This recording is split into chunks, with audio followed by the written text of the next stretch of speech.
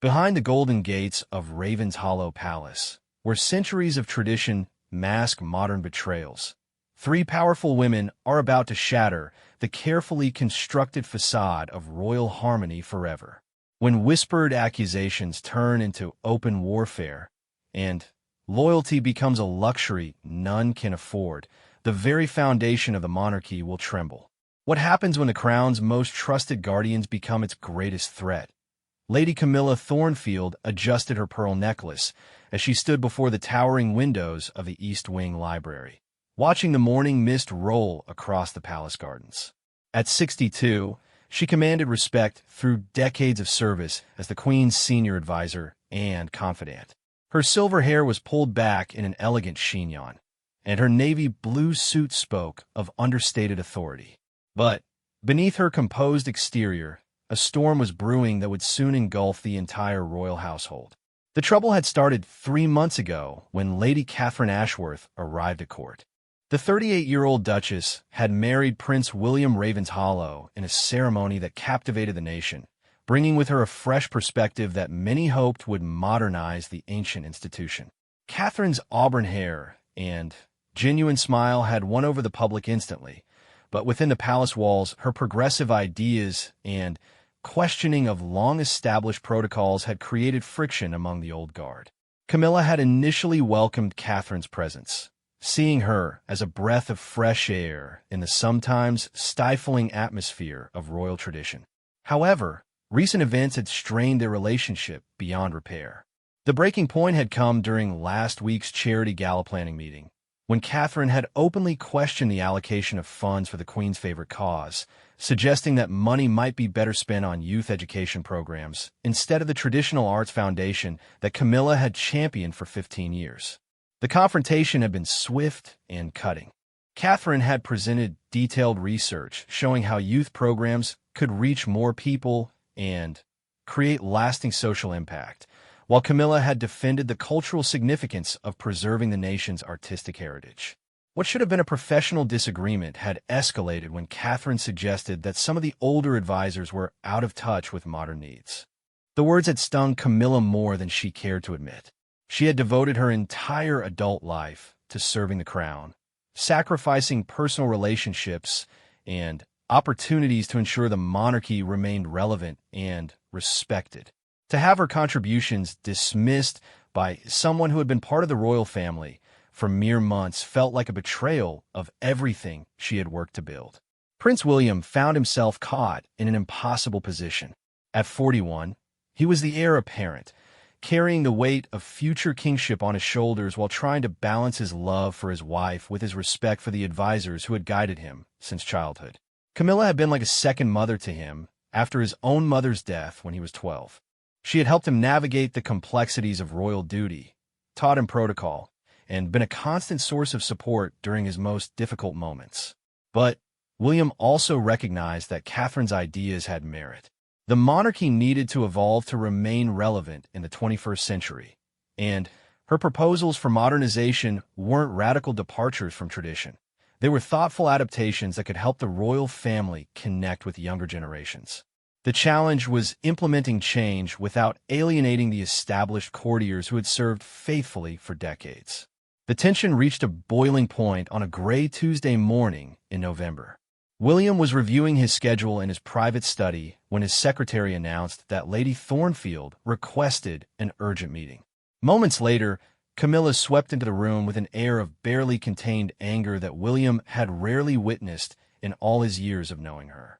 "Your Royal Highness," she began, her voice tight with emotion, "I feel it's my duty to inform you of certain concerns that have arisen regarding the Duchess's recent activities." William set down his papers and gestured for her to continue, though he sensed where this conversation was heading. Over the past weeks, he had noticed the increasing tension between his wife and his longtime advisor, but he had hoped they would find a way to work together professionally despite their differences. Camilla proceeded to outline what she perceived as Catherine's undermining of established palace procedures. She spoke of meetings Catherine had held with junior staff members without going through proper channels, of policy suggestions that circumvented traditional approval processes, and of what she characterized as a deliberate campaign to diminish the influence of senior advisors. I have served this family with unwavering loyalty for 25 years, Camilla continued, her voice gaining strength. I have never questioned orders or spoken against decisions, even when I personally disagreed. But I cannot stand by and watch as someone with no understanding of our history or values attempts to dismantle everything we have built.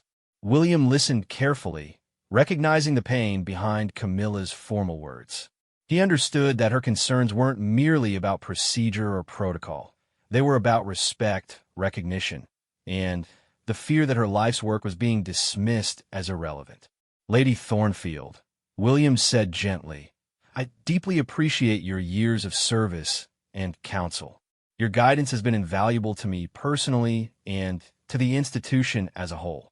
However, I also believe that the monarchy must continue to evolve to serve the people effectively.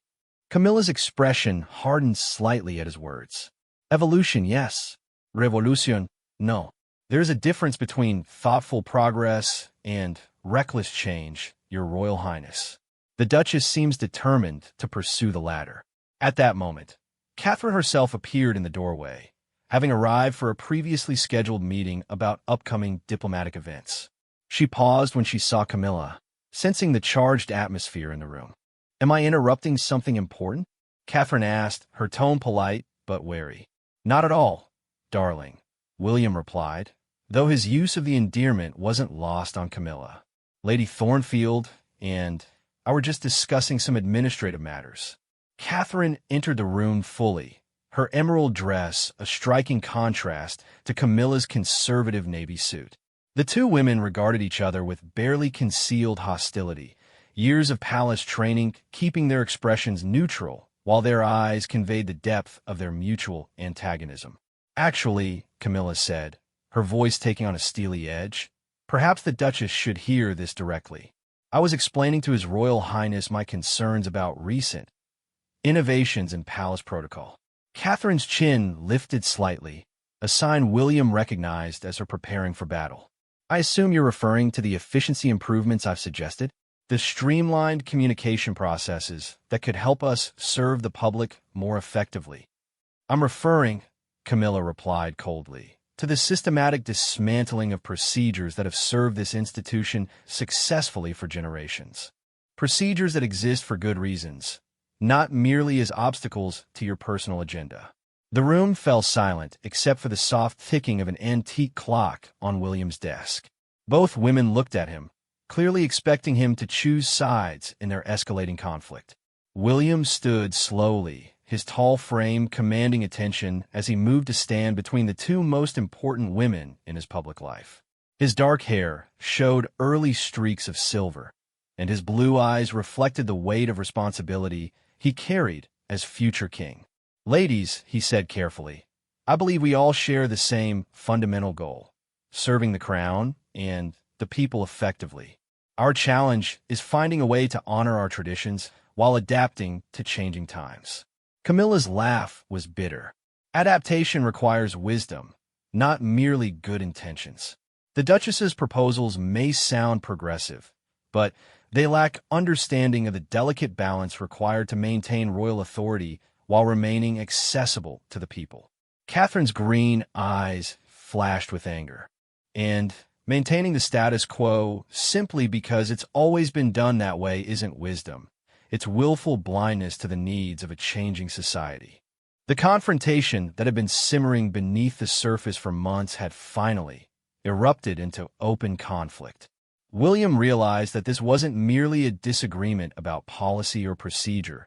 It was a fundamental clash between old and new visions of what the monarchy should be in the modern world. As he looked between the two women, William understood that his next words would determine not just the immediate outcome of this confrontation, but the future direction of the entire royal institution. The decision he made in this moment would have consequences that rippled far beyond the palace walls.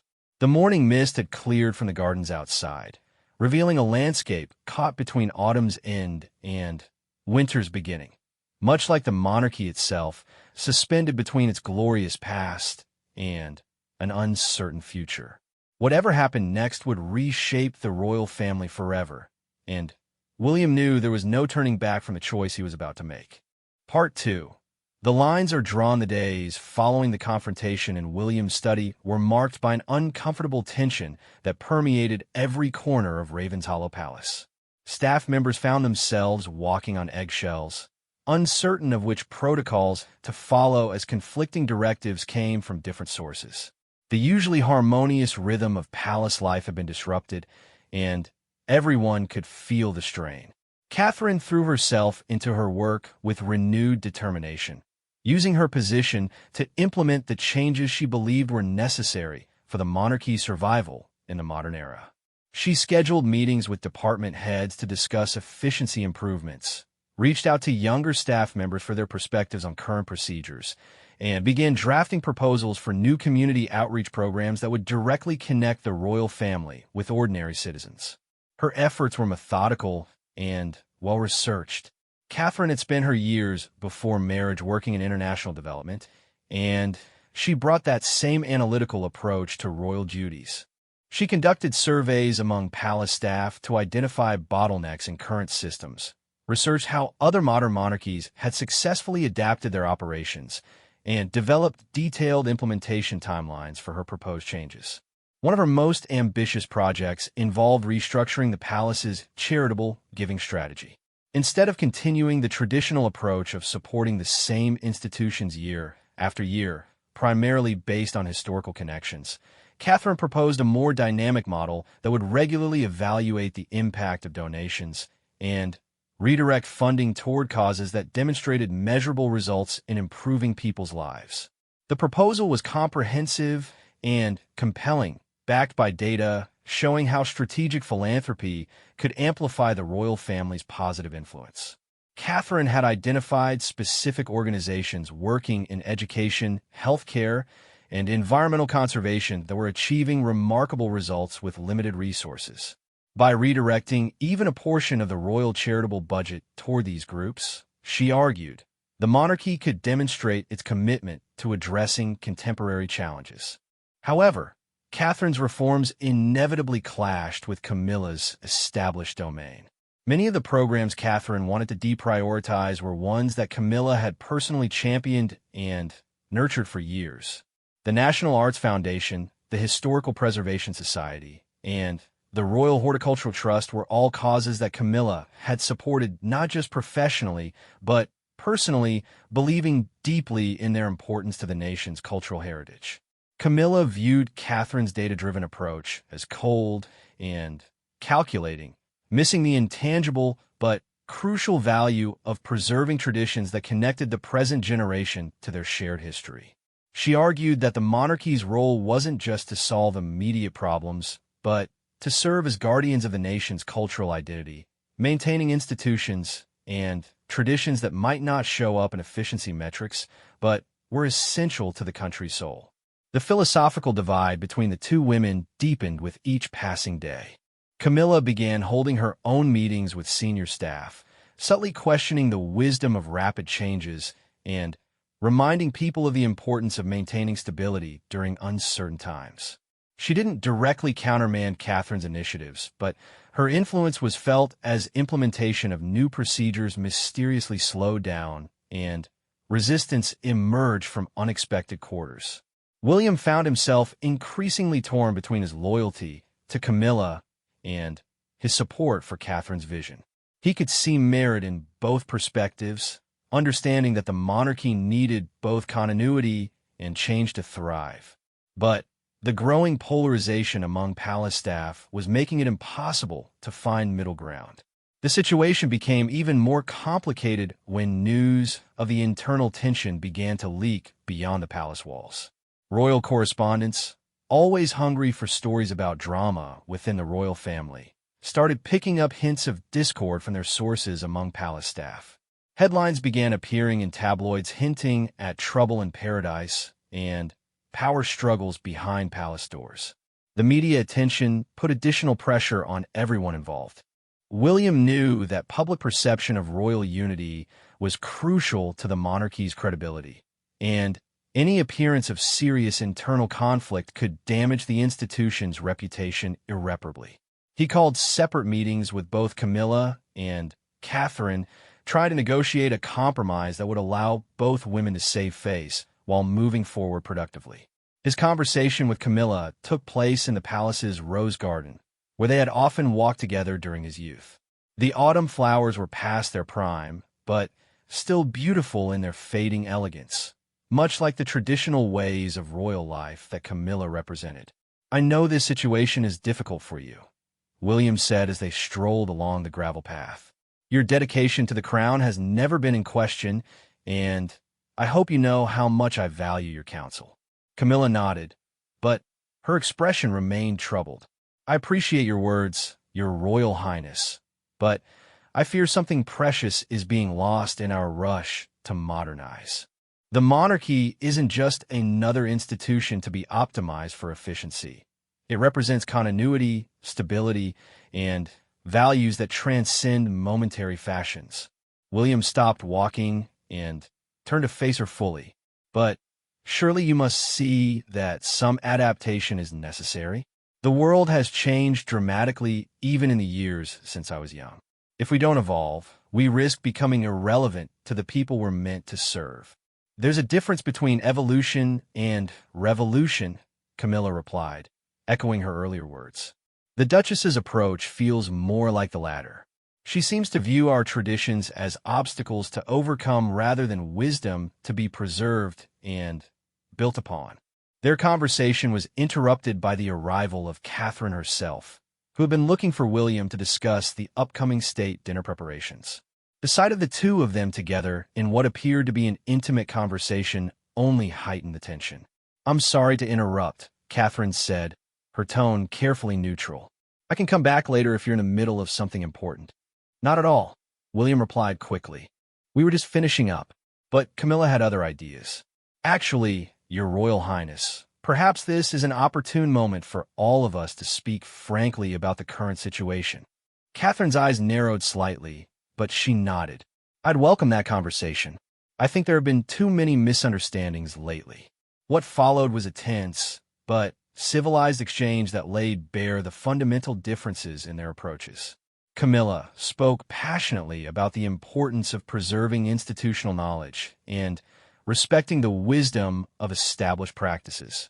She argued that rapid change, however well-intentioned, risked unintended consequences that could damage the monarchy's reputation and effectiveness. Catherine responded with equal passion, presenting her case for strategic modernization. She acknowledged the value of tradition, but argued that blind adherence to old ways simply because they were old was a path to irrelevance. She shared examples from her research of other institutions that had successfully balanced tradition with innovation, creating stronger and more effective organizations. William listened to both women, recognizing the intelligence and good intentions behind each perspective. But he also realized that their fundamental worldviews were so different that finding common ground might be impossible. Camilla saw change as a threat to be carefully managed, while Catherine viewed it as an opportunity to be enthusiastically embraced. As the conversation continued, it became clear that this wasn't just about policy disagreements. It was about power, influence, and competing visions of what the royal family should represent. Both women had invested too much of themselves in their respective approaches to compromise easily. The turning point came when Catherine mentioned her plans to propose changes to the annual Royal Gala, an event that Camilla had personally organized for the past 15 years. The gala was one of the social season's highlights, bringing together dignitaries, celebrities, and major donors in support of royal charities. Camilla had refined every detail over the years, from the guest list to the menu to the entertainment, creating an event that was both elegant and effective at raising funds. Catherine's suggestion to refresh the format to appeal to younger donors was the final straw for Camilla. The gala represented everything she had worked to perfect, a seamless blend of tradition and purpose that honored the past while serving present needs. The idea that it needed to be changed to accommodate Catherine's modernization agenda felt like a personal attack.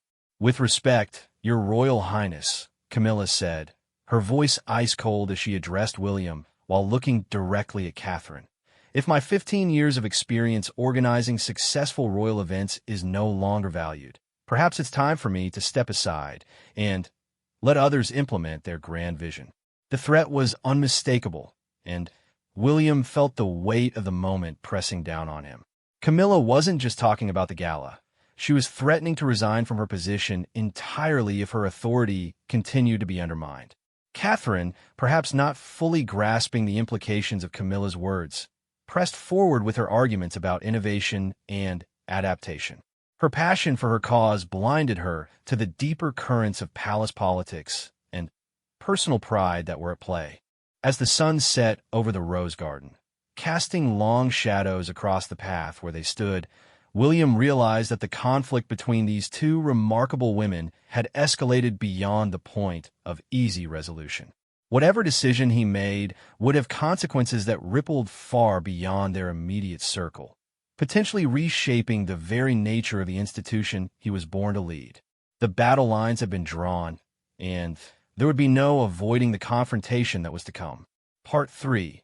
The palace divides. The weeks that followed the Rose Garden confrontation saw Raven's Hollow Palace transform into a house divided.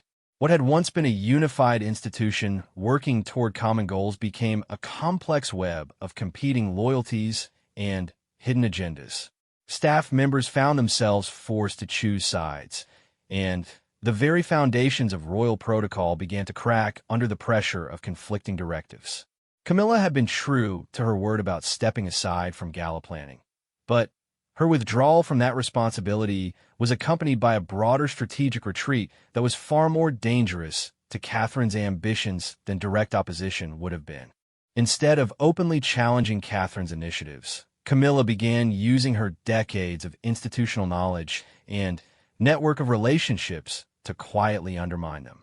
The resistance was subtle but effective. Key staff members who had worked with Camilla for years suddenly became less available for Catherine's meetings. Requests for budget information were delayed by administrative complications that hadn't existed before. Vendors and contractors who had long-standing relationships with the palace began expressing concerns about proposed changes to established procedures. Catherine quickly realized what was happening, but proving it was another matter entirely. Camilla was far too experienced and clever to leave fingerprints on her sabotage efforts. Every delay had a plausible explanation. Every obstacle seemed like a natural consequence of bureaucratic complexity rather than deliberate obstruction. The situation was further complicated by the divided loyalties of Prince William himself. His public support for modernization efforts was unwavering, but privately he found himself increasingly torn between his wife's vision and his mentor's concerns. Camilla had been instrumental in shaping his understanding of royal duty, and her warnings about the dangers of rapid change carried significant weight. During a private dinner in their personal quarters, Catherine confronted William about the obstacles she was facing. Their conversation took place in the intimate setting of their private dining room, away from the formal protocols and listening ears that characterized most palace interactions. "I know what she's doing," Catherine said, setting down her wine glass with more force than necessary. "Camilla is systematically undermining everything I'm trying to accomplish, and she's doing it in ways that make it impossible to call her out directly." William looked up from his plate, his expression troubled. "Those are serious accusations, Catherine. Camilla has served this family faithfully for decades. I can't believe she would deliberately sabotage royal initiatives." "Then you're not paying attention," Catherine replied, her frustration evident. "The budget review for the youth education program has been delayed 3 times because of clerical errors that somehow only affect my projects. The vendor contracts I've been trying to negotiate keep getting tangled up in approval processes that didn't exist when I started. And staff members who were enthusiastic about reform initiatives suddenly become unavailable whenever I need to meet with them." William set down his fork and leaned back in his chair. The candlelight flickered across his face, highlighting the stress lines that had appeared around his eyes in recent weeks. "Even if what you're suggesting is true, have you considered that maybe the resistance you're encountering isn't entirely about personal animosity? Perhaps there are legitimate concerns about the pace and scope of the changes you're proposing. Catherine's green eyes flashed with anger. So now you're siding with her? I'm not siding with anyone, William said firmly. I'm trying to find a path forward that doesn't tear apart the institution I'm going to inherit. This conflict between you and Camilla is becoming impossible to ignore, and it's affecting everyone who works here. The conversation that followed was one of the most difficult of their marriage. Catherine accused William of being afraid to stand up to the old guard, of allowing his emotional attachment to Camilla to cloud his judgment about what was best for the monarchy. William countered that Catherine's determination to prove herself was making her overly aggressive in pursuing changes that might be worthwhile, but were being implemented too quickly. Both had valid points, but neither was willing to concede ground. Catherine saw William's reluctance to fully support her initiatives as a betrayal of their shared vision for modernizing the monarchy. William saw Catherine's unwillingness to compromise with Camilla as evidence that she didn't understand the delicate balance required to maintain institutional stability. Their argument was interrupted by a knock at the door. William's private secretary entered with an urgent message that would escalate the conflict to an entirely new level. A major newspaper had gotten hold of detailed information about the internal power struggle at the palace, and they were preparing to run a story that would expose the full extent of the division between Catherine and Camilla. The leaked information was extensive and embarrassingly detailed. Someone with inside knowledge had provided the newspaper with specifics about disputed budget allocations, canceled meetings, and conflicting policy directives. The story painted a picture of a royal household in chaos, with two strong-willed women engaged in a bitter power struggle, while the future king struggled helplessly to maintain order. William read the advance copy of the article with growing dismay. The damage to the royal family's reputation would be severe, and the public relations nightmare would overshadow any substantive policy discussions for months to come. The monarchy depended on public respect and trust, and stories about internal dysfunction threatened the very foundation of the institution's legitimacy.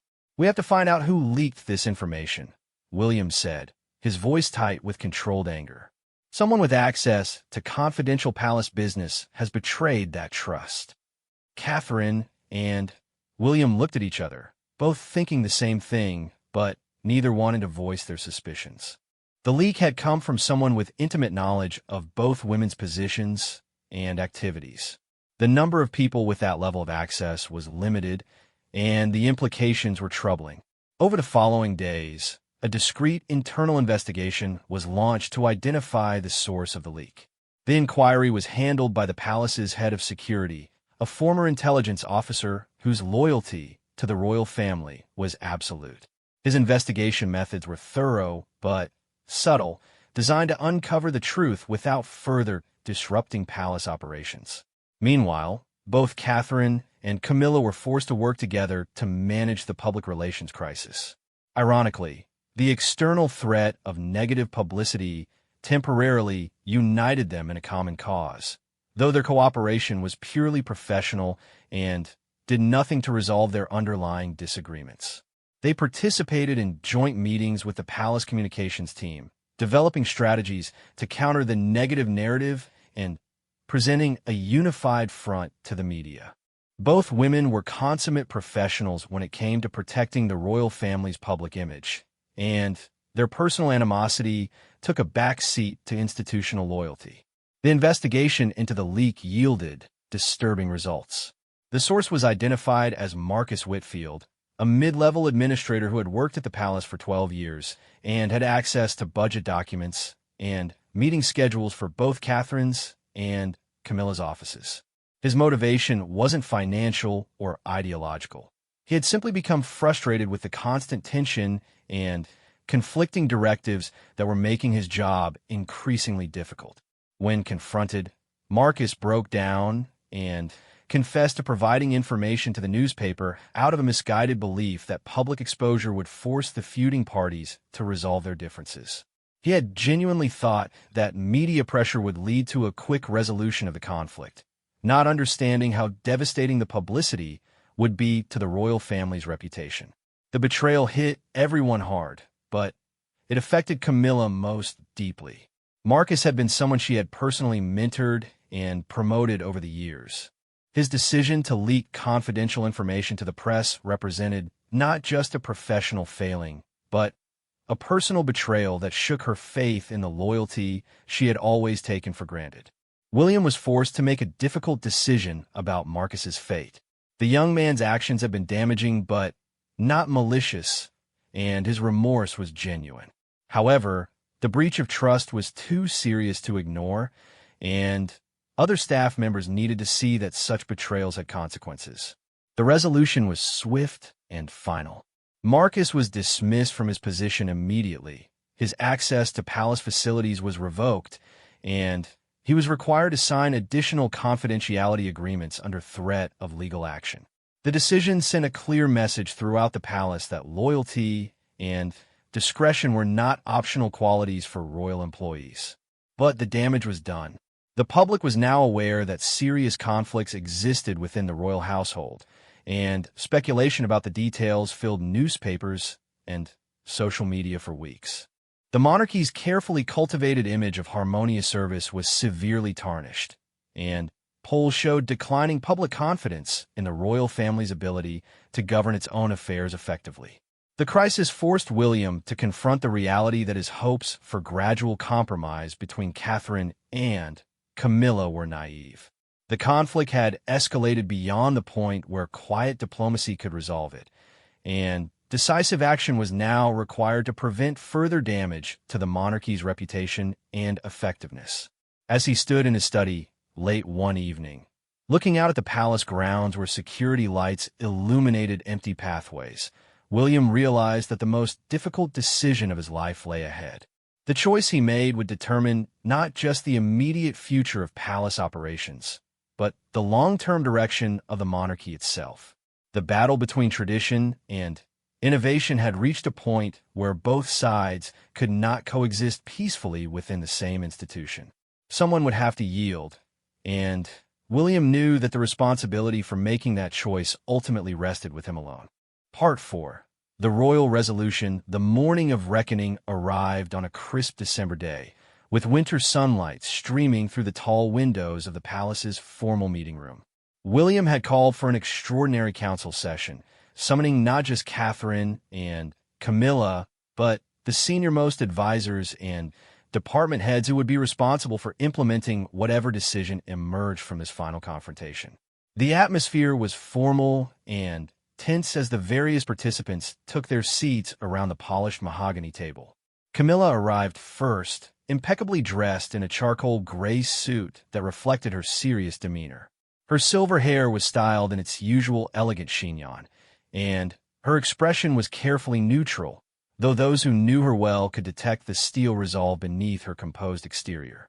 Catherine entered moments later, wearing a navy blue dress that struck a perfect balance between professional authority and feminine grace. Her auburn hair caught the morning light, and despite the stress of recent weeks, she carried herself with the confidence of someone who believed deeply in her cause. William took his place at the head of the table, his bearing reflecting the weight of the decision he was about to announce. At 41, he had been preparing for leadership his entire life, but no amount of training could have prepared him for the complexity of choosing between two people who had each, in their own way, shaped his understanding of what it meant to serve the crown. The meeting began with a formal review of the events that had led to this moment. The palace's head of communications presented a detailed analysis of the public relations damage caused by the leaked story, including polling data that showed declining public confidence in the royal family's competence and unity. The financial implications were equally concerning, with several major donors expressing reservations about continued support for royal charities amid reports of internal dysfunction. Catherine was given the opportunity to present her case one final time. She spoke eloquently about her vision for a modernized monarchy that could serve as a force for positive change in contemporary society. Her proposals were detailed and well-researched, backed by examples from other successful institutions that had managed to honor their traditions while adapting to changing times. She outlined specific initiatives that could increase the royal family's positive impact, from educational programs that would provide practical skills to disadvantaged youth, to environmental conservation efforts that could position the monarchy as a leader in addressing climate change. Her passion for these causes was evident, and her sincerity was unquestionable. Camilla then responded with her own perspective, speaking with the authority of someone who had witnessed decades of royal history. She acknowledged the value of some of Catherine's proposals, but argued that the pace and scope of change being advocated was dangerous to the institution's stability and credibility. She reminded the council of historical examples where rapid modernization efforts had backfired, damaging institutions that had taken centuries to build. The monarchy's strength, she argued, lay not in its ability to follow every contemporary trend, but in its capacity to provide continuity and stability in an increasingly chaotic world. Her words carried the weight of experience and institutional memory. She spoke of relationships that had taken decades to cultivate, of trust that had been carefully built through consistent behavior over time, and of traditions that served purposes that weren't always immediately apparent to outsiders. As both women presented their cases, it became clear to everyone in the room that this wasn't simply a policy disagreement. It was a fundamental conflict between two different philosophies of leadership and service. Catherine represented the energy and innovation of youth, while Camilla embodied the wisdom and caution of experience. William listened to both presentations without interruption, his expression thoughtful, but revealing nothing of his internal deliberations. When both women had finished speaking, he asked several pointed questions that demonstrated his deep understanding of the issues at stake. He inquired about implementation timelines for Catherine's proposals, asking specifically how potential resistance could be managed and what safeguards existed to prevent unintended consequences. He questioned Camilla about the long-term viability of current practices, pressing her to acknowledge areas where adaptation might be necessary regardless of tradition. The questions revealed William's own evolution as a leader. He was no longer the uncertain young man who had relied entirely on others for guidance, but someone who had developed his own judgment and was prepared to take responsibility for difficult decisions. After nearly 2 hours of discussion, William called for a brief recess. The various participants dispersed to different areas of the palace, leaving Catherine and Camilla alone in the meeting room for the first time since their confrontation had begun months earlier. The two women sat in silence for several minutes, each lost in their own thoughts about what the outcome might be and what it would mean for their futures. Finally, Camilla spoke. "Whatever happens here today," she said quietly, "I want you to know that I never questioned your dedication to the crown or your genuine desire to serve the people. Our disagreement has been about methods, not motives." Catherine looked at the older woman with surprise, not having expected this moment of conciliation.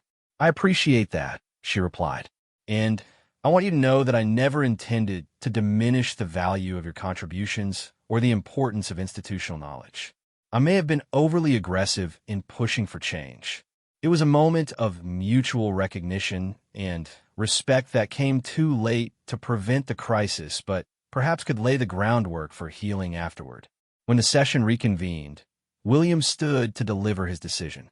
His words were measured and careful, reflecting the gravity of the moment and his awareness that his choice would be scrutinized by historians for generations to come. After careful consideration of all perspectives and evidence presented, he began, "I have concluded that both tradition and innovation are essential to the monarchy's continued relevance and effectiveness. However, the current conflict has demonstrated that these values cannot coexist productively when they are embodied by individuals who are fundamentally unable to collaborate." He paused, allowing the weight of his words to settle before continuing. "Lady Thornfield, your decades of faithful service have been invaluable to this institution and to my personal development as a future king. Your dedication and expertise have helped preserve the dignity and effectiveness of the crown through challenging periods, and your contributions will be remembered with gratitude and respect. Camilla's expression remained composed, but those watching carefully could see her preparing herself for what was coming next. However, William continued, the monarchy must evolve to meet contemporary challenges, and that evolution requires leadership that embraces change as an opportunity rather than viewing it as a threat. For that reason, I am accepting your offer to step aside from your current role. The room fell silent as the implications of his words sank in. Camilla had not explicitly offered to resign, but William was interpreting her earlier statements as such, providing her with a dignified exit rather than forcing a public dismissal. Catherine, William said, turning to his wife, your vision for modernization offers exciting possibilities for increasing the royal family's positive impact on society. However, your approach to implementing change has created unnecessary conflict and resistance.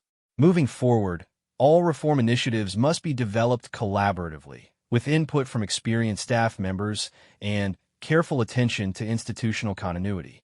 Catherine nodded, understanding that she was being given the opportunity to lead modernization efforts, but with clear constraints on how those efforts would be conducted. William then announced a comprehensive restructuring of palace operations that would formalize Catherine's role in leading modernization initiatives, while creating new positions for experienced staff members who could provide guidance and institutional knowledge. Camilla would be offered a new role as Senior Advisor Emeritus, allowing her to contribute her expertise without being directly involved in daily operations. The solution was elegant in its recognition of both women's strengths, while acknowledging their inability to work together effectively. It provided Catherine with the authority she needed to implement meaningful changes while ensuring that Camilla's knowledge and experience wouldn't be lost to the institution. Over the following months, the new structure proved effective. Catherine's modernization efforts proceeded more smoothly with the collaborative approach William had mandated, and several of her initiatives achieved notable success. The youth education program she had championed became a model for other organizations, and her streamlined communication processes improved the palace's efficiency without sacrificing important traditions. Camilla's transition to her emeritus role was graceful and dignified. She maintained her involvement in several cherished projects while gradually stepping back from day-to-day operations. Her expertise proved invaluable during the transition period, as she helped newer staff members understand the historical context and reasoning behind established procedures. The media initially portrayed William's decision as a victory for Catherine and a defeat for Camilla, but time revealed it to be more nuanced. The restructuring demonstrated William's growth as a leader capable of making difficult decisions while respecting the contributions of all parties involved. Public confidence in the royal family gradually recovered as the new system began producing visible results. The combination of preserved traditions and thoughtful innovations created a monarchy that felt both timeless and relevant, honoring its past while embracing its future responsibilities. Years later, historians would mark this period as a turning point in the evolution of the modern monarchy. The conflict between Catherine and Camilla, while painful for all involved, ultimately forced necessary conversations about the institution's direction and resulted in a more effective and responsive royal family. Both women continued their service to the crown in different capacities, their relationship evolving from antagonism to mutual respect based on their shared commitment to the institution they both loved. Their story became a powerful reminder that even the most bitter conflicts can lead to positive outcomes when handled with wisdom, courage, and genuine care for the greater good. The palace grounds, which had witnessed centuries of royal dramas, adapted once again to changing times while maintaining their timeless beauty.